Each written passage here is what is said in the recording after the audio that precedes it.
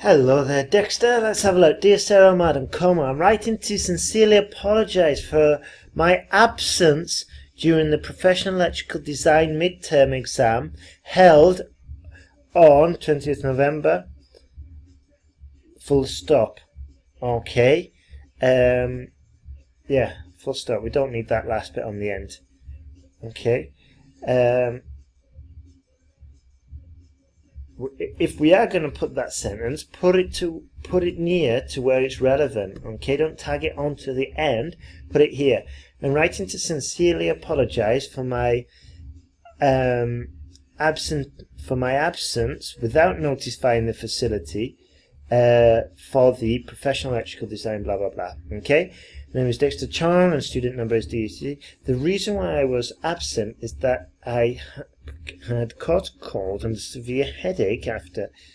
No, if you're saying caught a cold and a severe headache, it means you caught a severe headache as well, which you can't catch a headache. You can suffer from. So I had caught a cold and suffered a severe headache in the afternoon of 19th of November. Okay. The situation became worse. Later, the situation became worse, and my friend John, my friend drove me to the doctor, and I stayed there until 2 a.m. Under these circumstances, it's usually in the plural, I knew that it was impossible to take the exam. I knew that it was impossible for me to take the exam, and I asked John to submit. No.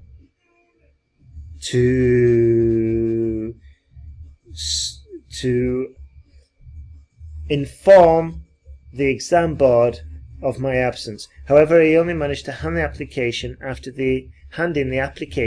after the exam started at 8:30 a.m. I've attached a letter from my doctor to provide evidence, and I would like to request a reset of this exam since it weighs 30% of the overall mark. Okay. Please contact me if you require any further information. Yours sincerely. Very good, very good. Just grammar there. Just grammar problems. Which, what I would do is I would just completely try and tidy all that up. Okay? So let's go. Copyright law. When I say try and tidy it all up, I mean check where you're doing the errors, analyze it, do some research on Google. Like if it's a Saxon genitive problem, put Saxon genitive ESL. Start doing some online exercises. Alright? Let's go. It is true that copyright plays an important role in balancing the interests of producers and consumers in this information age. Good. However, it is my opinion that creativity is restrained by this act, and it would benefit the society without it. This essay will discuss this issue using examples to demonstrate points and support arguments. Good. Copyright laws can limit the resources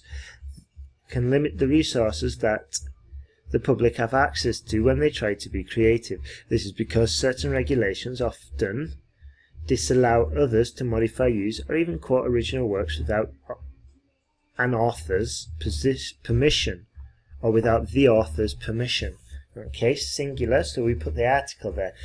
Under these circumstances, the relatively new workers, such as artists, authors and students, may find it more difficult to have access to adequate references and therefore lack ideas to produce new work.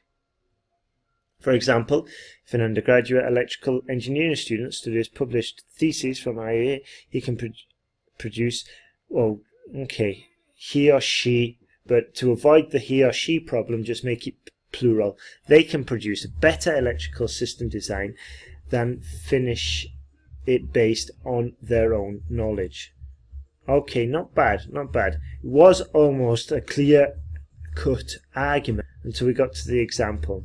So how could we have phrased that so there's just no difficulty understanding it? We could have said, well, this is the thesis from IE, they could produce a better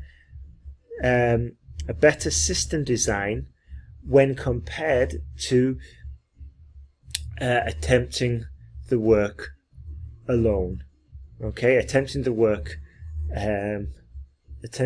using just their own knowledge. Okay, if the regulations mentioned above no longer exist, there would be positive implications on society. That is to say, All knowledge and creations are available to the public for free and could complete or enhance new ideas with the help of existing information. As a consequence, it's a bit okay, now the problem here is it all seems a little bit hypothetical. Okay, so it's kind of difficult to follow because the sentences are quite long as well, and also there's no example there. And you should always use an example, because if what's happened here, like I'm not really crystal clear what's going on, but an example could have just helped the penny to drop, so to speak. It could have just elucidated and spelled out and gave me something to relate to, which would have helped you communicate your point. Okay, so try to always include an example. In conclusion, from the examples and arguments given, I firmly believe that copyright has detrimental effects on creativity, and society would function better without it. Good. Now, just one sentence conclusion isn't bad. To squeeze in some more points, you could have put a sentence using the future tense with will, and that would have let's see, that would have just helped you out a little bit more. You could say, hopefully in the future governments will realize the drawbacks of such regulations and I don't know, legislate to improve the conditions of young artists, young artists, authors and inventors. Something like that. Okay, good work there, Dexter. Keep them coming. So yeah, you've got all the instructions, same as before. Let's keep going.